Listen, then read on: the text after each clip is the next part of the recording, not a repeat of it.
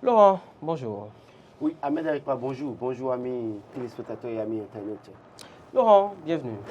Merci Ahmed. Laurent, on démarre par, c'est pour que les éditeurs, enfin je dis les éditeurs, les téléspectateurs, puissent retenir le nom. Laurent. Hein. C'est de la, comment dire, de la communication. La communication. Donc vous voulez amener les gens à mieux me connaître. À mieux vous connaître, à mieux matin. retenir votre prénom ce matin. À Alors. placer un prénom sur le visage. On démarre par Dynamisme Info. Laurent Roland Toneinkes, discours sur l'état de la nation. Que promettra de nouveau Patrice Talon? C'est une question que se pose par Faboko ce matin, enfin, par Faboko et les siens. Oui, je crois que à travers le discours sur l'état de la nation en 2021, le chef d'État promettait une augmentation des salaires, une revalorisation salariale. Une revalorisation salariale. Bien évidemment, vous allez voir qu'il y a quelques jours ou quelques semaines, des vidéos ont circulé, des coupures de ce qu'il avait dit, en tout cas en 2021, ont circulé comme quoi il n'avait pas tenu sa promesse. C'est vrai qu'il avait toujours continué à promettre qu'il allait revaloriser les salaires. Et bien évidemment, nous y sommes parce que c'était annoncé pour novembre. Après, on nous a dit qu'il fallait attendre le vote du budget, exercice 2023, bien évidemment, lequel vote a été effectué le 1er décembre dernier déjà. Et donc, le chef de l'État rencontre les travailleurs demain. J'ai vu un journal écrire à la une, les travailleurs Saint-Thomas, mais je crois qu'au-delà de tout, on ne va pas continuer à être Saint-Thomas parce qu'en réalité, on nous a dit qu'en novembre, c'est vrai qu'après le porte-parole a dit, mais il faut aller attendre le vote du budget. Le budget est voté, nous y sommes, bien évidemment. Et donc, il faut continuer à espérer. Il faut continuer à espérer, en tout cas, être optimiste au-delà de tout. Espérer que demain, oui, la bonne nouvelle tombe pour les travailleurs, que les salaires soient revus à la hausse, bien évidemment. J'ai lu que le porte-parole du gouvernement annonçait également que les AME seront prises en compte. Ceux-là dont on a fait cause tout le temps pour les défendre parce qu'au-delà de tout, ils sont fonctionnaires au même titre que les autres fonctionnaires du secteur de l'éducation, bien évidemment, et qui, entre autres, étaient un peu marginalisés, donc ils seront aussi pris en compte. C'est une bonne nouvelle. C'est des annonces, bien évidemment, et donc c'est demain que les grandes décisions seront prises. Donc on va espérer que, oui, demain, la fumée blanche sorte du côté de la présidence de la République et que les travailleurs sourient. En tout cas, de toute façon, nous sommes à la fin de l'année. Il faut que faire quelque chose pour voir le sourire de ces travailleurs. Et bien évidemment, janvier est là. Janvier est là. Vous finissez toujours par, par cette formule pour rappeler que, enfin, rien de ce qui se fera enfin, à partir de maintenant, jusqu'au 8 janvier, ne saurait manquer de relance politique. Non, pas ne saurait manquer de relance politique. Mais d'interprétation, en tout cas. Enfin, on ne peut pas s'empêcher d'interpréter. Il faut tenir compte des réalités politiques actuellement pour savoir quel acte prendre, quelle décision prendre, qui pourrait arranger dans le futur, en tout cas, dans un futur très proche. Bien évidemment. Et donc, les erreurs politiques du gouvernement en place seront préjudiciables le 8 janvier. Donc, il va falloir réfléchir. Même ce que le chef de l'État doit dire demain, il doit pouvoir réfléchir, savoir quel mot utiliser, que dire, à quel taux faut-il augmenter les salaires, bien évidemment, même si on n'est pas en mesure d'augmenter à 30-40%. Bien sûr, c'est déjà fait.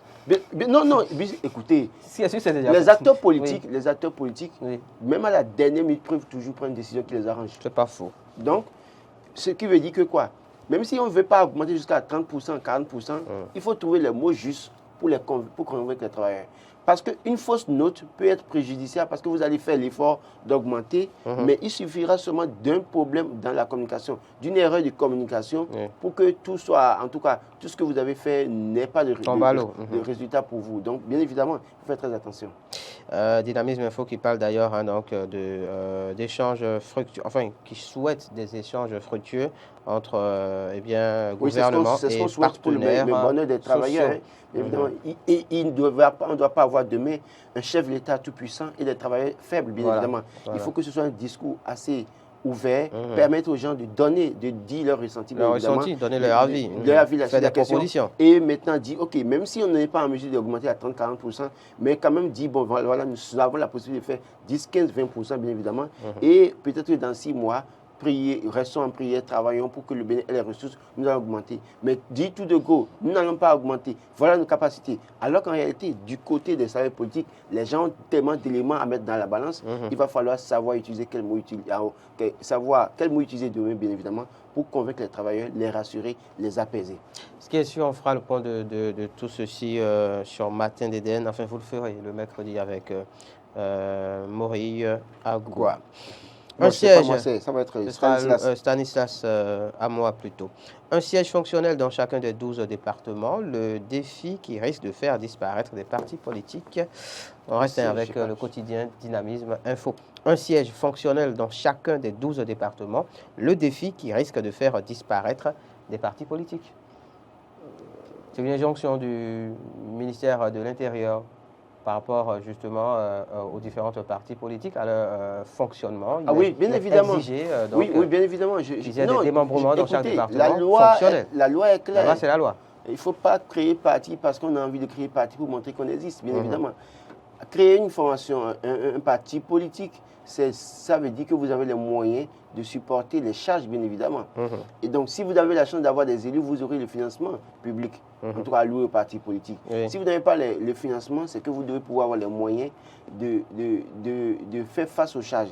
Pour dire de quelle manière, justement, mais écoutez, quand on sait que même dans de simples associations, c'est difficile de faire cotiser les membres, souffraient que dans les partis politiques, eh bien, la situation soit pareille, sinon pire. Donc, à compter de cet instant, comment veut-on que les partis politiques qui n'ont pas accès donc, au financement public puissent gérer ce genre de situation? Mais attention, faire face à ce genre vous avez un parti politique, vous avez des idées que vous défendez. Et ce sont ces idées qui vous rassemblent. Attendez, et ailleurs, c'est pourquoi justement ça soulève l'éternel problème du militantisme politique, bien évidemment. Parce que le militantisme politique, c'est que vous devez en sortir de votre poche pour participer à la vie politique de votre parti, bien évidemment.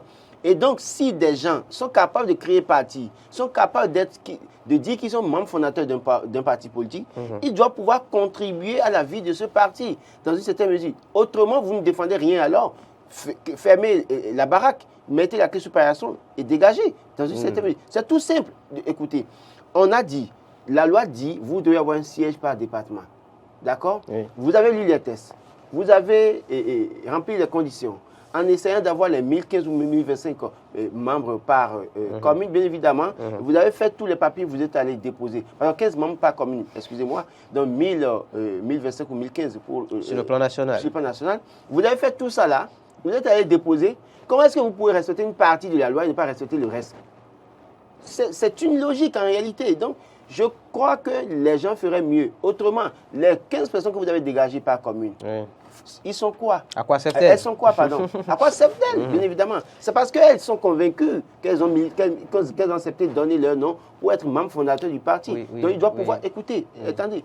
Parce que... Je vous ai laissé parler jusque-là, Laurent. Écoutez, pour créer un parti... Reconnaissons qu'il y a la loi, ok? Il y a la loi, il y a ce que dit la loi, et il y a la réalité des faits. Ok, chaque parti doit avoir 15 membres par département, mais on sait très bien que... Par commune. Pardon, mais on sait très bien que sur le terrain, ça ne fonctionne pas. Oui, c'est ce que je dis. On sait très bien que sur le terrain, ça ne fonctionne pas. Alors, est-ce que ce n'est pas un piège? C'est pourquoi je dis, ça fait appel à l'éternelle question du militantisme politique. Si vous allez militer dans un parti politique et que vous aspirez à prendre le pouvoir, vous devez d'abord faire un sacrifice au départ. Oui, mais quand on sait qu'on a un problème avec le militantisme, est-ce que ce n'est pas se fourvoyer que de vouloir justement... En fait, ce qui se passe aujourd'hui montre clairement que rien n'a changé en réalité. Mais bien sûr. Quand on parle de réforme du système partisan, rien n'a changé en réalité parce qu'avant, c'est quoi? On avait des présidents... Dans le fond, rien n'a changé. Mais bon, sous la forme, oui. Dans la forme, oui, quelque chose a changé. Aujourd'hui, on s'en va vers des élections législatives avec cette partie politique. Non, mais écoutez, c'est pas ça. Écoutez, il y a beaucoup de formations il y a au moins 14 formations qui ont leur récépissé définitif. Attendez.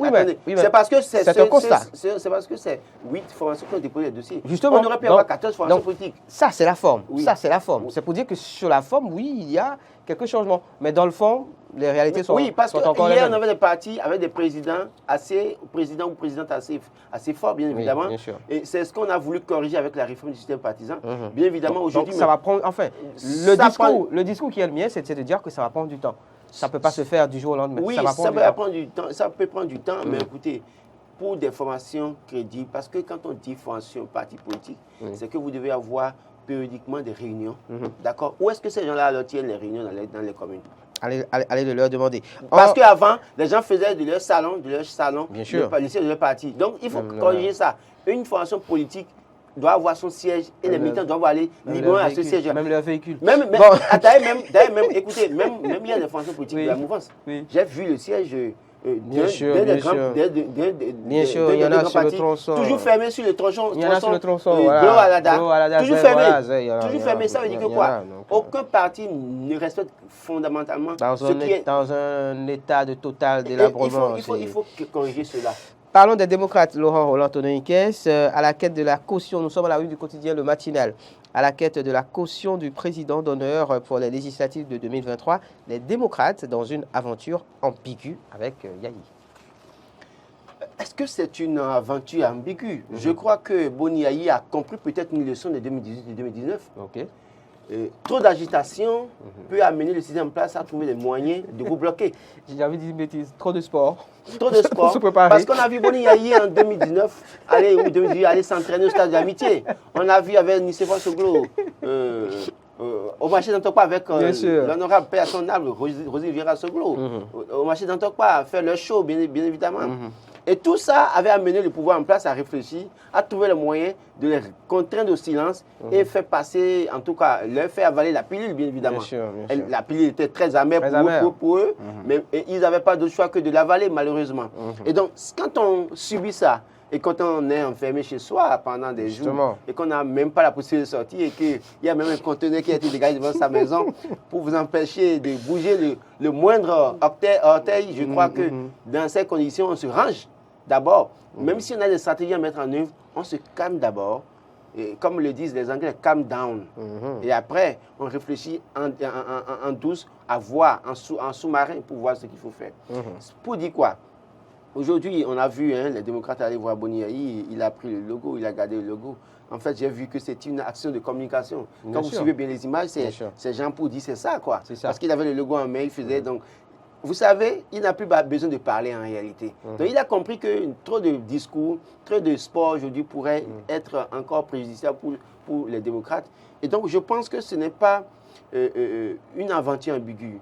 Les démocrates ont compris aussi la leçon que oui, il ne faut pas toujours commencer par courir, crier pour que les gens comprennent votre stratégie. Parce que vous avez en face de vous un animal politique qui est en mesure d'anticiper sur les faits. Au moment où vous réfléchissez peut-être à le contrer à Abomey-Clavi, c'est qu'il s'arrange déjà à trouver des mécanismes pour vous empêcher de le contrer à Abomey-Clavi. Et donc, il va falloir garder le silence. Donc, aventure ambiguë, quelque part, on peut être... C'est pour dire que oui, il y a un peu comme du deux poids, deux mesures. D'une certaine manière, le président Thomas Boni Yahi, ancien président de la République, qu'on a vu par plusieurs fois être reçu par le président Patrice Talon, on a à un moment donné supputé que cela pourrait augurer de la libération de certains détenus. Pas politique selon le gouvernement, mais politique selon donc, les partis de l'opposition. Alors, il y a encore beaucoup de chantiers. Donc, du coup, est-ce que le président Thomas Boni Yahi aujourd'hui, justement, n'est pas dans une position délicate? D'où l'interprétation du quotidien ce matin, c'est une aventure ambiguë pour entre lui et les démocrates. Boni Yahi, en réalité, aujourd'hui, est allé rencontrer Patrice Talon. A certainement fait des demandes. Oui. D'accord? Et on a vu des résultats après en tout cas. Oui, on a vu un début de résultats. On nous a dit que ce n'était pas lié à ça. Oui. Mais toujours est-il que Boni Yahi est demandeur. D'accord? Celui qui doit répondre à la demande, c'est Patrice Talon, jusqu'à nouvel ordre. Et il faut être dans les bonnes dispositions de celui-là. Il choisit quand il veut pour répondre. Absolument. D'accord? Donc, le fait que Patrice Talon n'ait pas répondu à temps pour peut-être en griffe, parce que Patrice Boni Yahi a parlé, d'accord, mais au fond, on n'a pas eu une déclaration officielle pour dire, bon, j'ai souhaité que Greg Amadou soit libéré. Mais certainement, il y a des choses qui ont été dites entre les deux hommes. Et donc, Patrice Talon peut prendre le temps qu'il veut pour agir. Justement. Mais cela ne devrait pas amener à penser que Boni Yahi est dans une mauvaise posture ou dans une situation ambiguë. Parce que dans une certaine mesure, il fait une demande et celui qui doit répondre, c'est lui qui a le dernier mot. Justement, être dans une position ambiguë ne veut pas dire en fait être dans une mauvaise posture. Bien évidemment. C'est juste que que c'est délicat. Oui, oui, donc il faut savoir y faire. Pour dire quoi? Pour dire, écoutez, Boni Yayi a un rôle à jouer du côté des démocrates. Et de l'autre côté, il a un rôle à jouer en rencontrant Patrice Talon, en lui demandant de libérer les gens. Et donc, il joue sa partition. Il joue sa partition de la manière, en tout cas avec les moyens dont il dispose. Et maintenant, c'est à Patrice Talon d'agir. De toute façon, on l'a vu avec le logo des démocrates. Donc, clairement, peut-être qu'il s'affiche pour dire, écoutez, voilà de la position, puisque les gens ont tout fait de dire qu'il a été nommé par Patrice Talon pour être médiateur de la Guinée, et de la CEDEAO en Guinée, et que par conséquent, il ne doit plus faire la campagne, il se doit de se cacher, en tout cas, d'être discret, il ne peut plus faire des choses. Mais on l'a vu quand même avec le logo, en tout cas, prendre le logo pour montrer que bon, c'est ça quoi. C'est toujours ma famille. C'est toujours ma famille. Maintenant, le reste revient à Patrice Talon. Peut-être que Patrice Talon attend aussi les résultats législatifs pour voir si Boni Yayi sera davantage actif sur le terrain pour que sa formation ait la majorité. Peut-être ce qui pourrait encore compliquer la situation, retarder. Maintenant, peut-être s'ils n'ont pas la majorité, ça pourrait, si Boni Yayi n'est pas actif pendant la campagne et que les autres n'ont pas la majorité, ça pourrait le conforter dans sa position. Il peut dire, bon, maintenant, j'ai encore les cartes en main et je les libère. Peut-être qu'on attend de voir les agissements de Thomas Boni Yayi. Bien évidemment. On attend de voir aussi sa réaction après les élections. Parce que Patrice Talon est un fin politique. Il analyse les faits et gestes des autres et il tire ses conclusions. Donc, n'oubliez pas qu'il sera là à observer Boni Yayi et son équipe, tous ceux-là qui entourent le critique de lui, il les observe. Les résultats de 8 janvier 2023 sera déterminant pour beaucoup de choses. On peut être en train de dire ça et Patrice Talon peut nous prendre de coups et puis libérer Ricky Amadougou et Joël Aïvo avant le 31 décembre. Bien Pourquoi pas? C'est ce souhait pour les Béninois, pour que tout le monde se retrouve. Les gens parlent du retour des exilés politiques, bien évidemment. Travaillons à unir davantage les filles de ce pays. Il est en train de finir son mandat.